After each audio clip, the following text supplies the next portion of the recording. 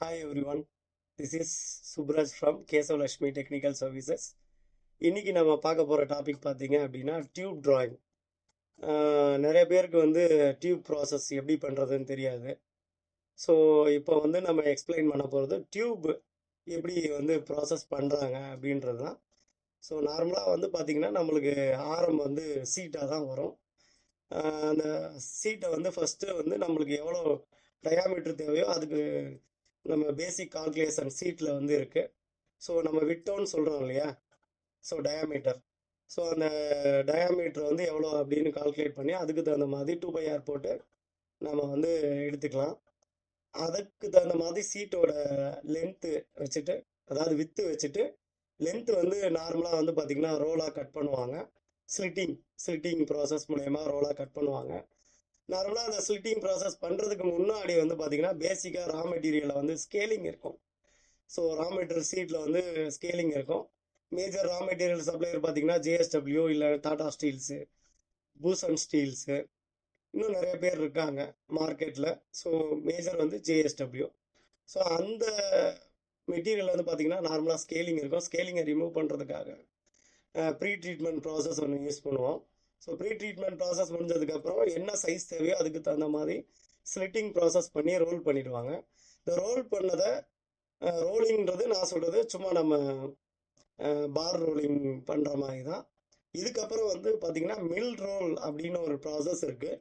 அதாவது சீட்டை வந்து பார்த்திங்கன்னா இப்படி இருக்க சீட்டை இப்படி கன்வெர்ட் பண்ணி இப்படி டியூபாக வந்து மாற்றுவாங்க. பை த டூலிங் வே ஆஃப் டூலிங்கில் வந்து நம்ம இதை பண்ணுவாங்க. இந்த டூலிங்கில் வந்து என் நம்பர் ஆஃப் டூலிங்ஸ் யூஸ் பண்ணி கொஞ்சம் கொஞ்சமாக சீட் ஃபார்மிங்கை வந்து ரேடியஸ் ஃபார்மிங்காக கன்வெர்ட் பண்ணுவாங்க.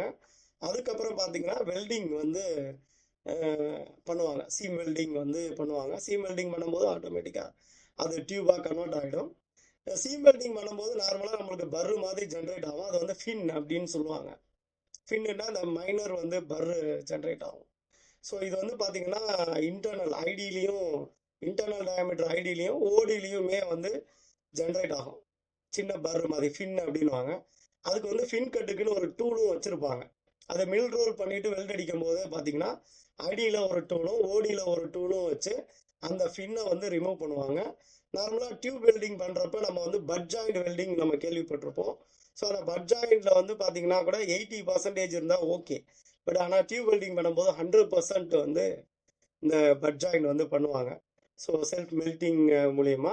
ஸோ வெல்டிங் முடிஞ்சதுக்கப்புறமா அது நார்மலாக ஒரு டியூபாக இருக்கும்.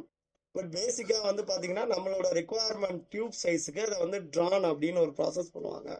இது வந்து சிங்கிள் ட்ரானு, டபுள் ட்ரான் அந்த மாதிரி வந்து ப்ராசஸ் இருக்குது. Based on the material requirement, strength requirement வந்து மாறும்.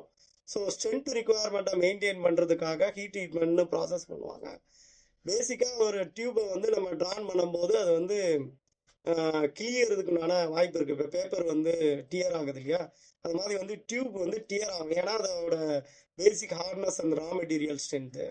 ஸோ அதை வந்து எப்பயுமே வந்து நம்ம மெல்ட் பண்ணி தான் வந்து ஃப்ளெக்சிபிலிட்டி க்ரியேட் பண்ண முடியும். அந்த மெல்ட் பண்ணுற ப்ராசஸுக்கு பேர் அனீலிங் டெக்னிக்கலாக சொன்னோன்னா. ஸோ அனீலிங் எடுத்துகிட்டு அதுக்கப்புறம் வந்து பார்த்திங்கன்னா ட்ரா பண்ணுவாங்க. சில பேர் வந்து சோப் ட்ரா பண்ணுவாங்க. ஸோ அதன் மூலயமா வந்து டியூபோட சைஸை வந்து நம்மளுக்கு குறிப்பிட்ட டாலரன்ஸ்குள்ளே, ஐடினா ஒரு 100 மைக்ரான்குள்ளே இல்லை 50 மைக்ரான்குள்ளே, ஓடினா 100 மைக்ரான்குள்ளே. இப்போ நார்மலாக ரா மெட்டீரியலை க்ரியேட் பண்ணுற டியூப்லலாம் பார்த்தீங்கன்னா 0.5 வரைக்கும் வந்து வேரியேஷன் இருக்கும். ஓடியில் ஐடிலையும் அதே வேரியேஷன் இருக்கும். பட் டியூப்பை ட்ரான் பண்ணுறது மூலயமா, ட்ரான்னா சைஸ் டவுன் பண்ணுறோம். இப்போ 100 இருக்குது, அதை வந்து 70க்கு சைஸ் டவுன் பண்ணுறது. இப்போ நம்மளுக்கு 24-20 தான் தேவை. எக்ஸாம்பிள் வந்து ஓடி வந்து 24 டயாமீட்ரு, ஐடி வந்து 20 டயாமீட்ரு தேவை அப்படின்னா அதுக்கு தகுந்த மாதிரி டூலிங்கில் ரெடி பண்ணிவிட்டு அதை வந்து ட்ரான் பண்ணுவாங்க, பிடிச்சி இழுப்பாங்க. முன்னாடியெல்லாம் பார்த்தீங்கன்னா நம்ம சாக்லேட் சாப்பிட்டுட்டு அந்த கவரை வந்து அந்த ஆசை சாக்லேட்டில் கவரை வந்து 2 பேர் பிடிச்சி இழுப்போம். அது வந்து கொஞ்சம் எலாஸ்டிசிட்டி வரும். இவ்வளோ தூரம் இழுத்தீங்க அப்படின்னா அது வந்து ஒரு சின்ன ப்ரைஸ் கொடுக்குற மாதிரிலாம் அப்போ அனௌன்ஸ் பண்ணியிருந்தாங்க. ஸோ அதே மாதிரி அதுக்கு பேர் வந்து எலாஸ்டிசிட்டி. ஸோ அந்த எலாஸ்டிசிட்டி க்ரியேட் பண்ணுறதுக்காக தான் வந்து பார்த்திங்கன்னா அனீலிங் அப்படின்ற ப்ராசஸ் ரா மெட்டீரியல் டியூப்பில் பண்ணுவாங்க. பண்ணிவிட்டு அதுக்கப்புறம் ட்ரா பண்ணுவாங்க. ட்ரா பண்ணும்போது நம்ம சைஸுக்கு உண்டான டூலை வந்து அதில் செட் பண்ணிப்பாங்க. நார்மலாக ஒரு டியூப் சைஸை வந்து இன்னொரு டியூப் சைஸுக்கு கன்வெர்ட் பண்ணுறதுக்கு 30% தான் மேக்ஸிமம் கன்வர்ஷன் பண்ண முடியும். அதுக்கு மேலே பண்ண முடியாது. இது வந்து இன்டர்நேஷ்னல் ஸ்டாண்டர்டு.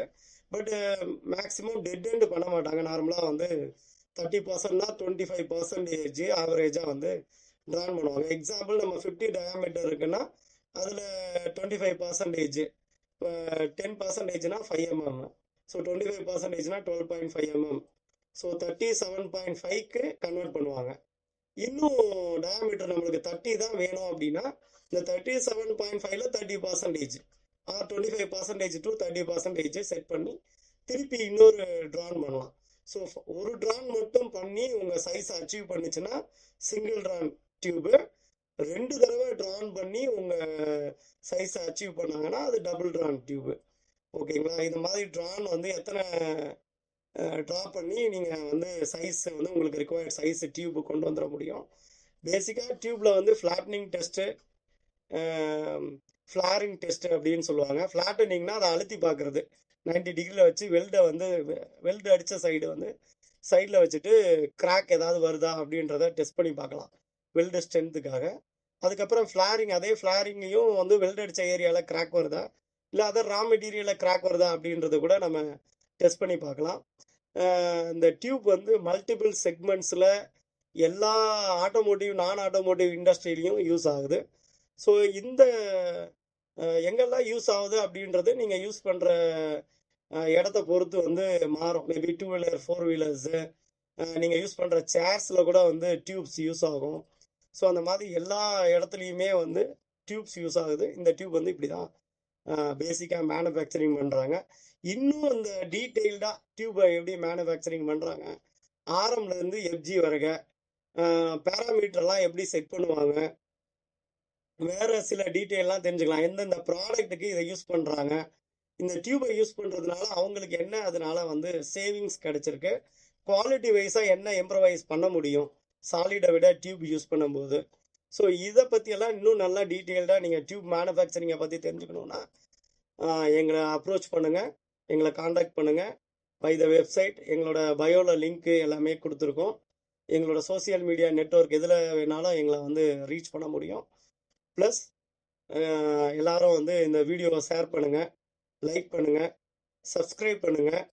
இதே மாதிரி நிறைய QMS details plus process orient details நிறையா தெரிஞ்சுக்கணும், உங்கள் நாலேஜ் இம்ப்ரூவ் பண்ணணுன்னா எங்களை சப்ஸ்கிரைப் பண்ணுங்கள்.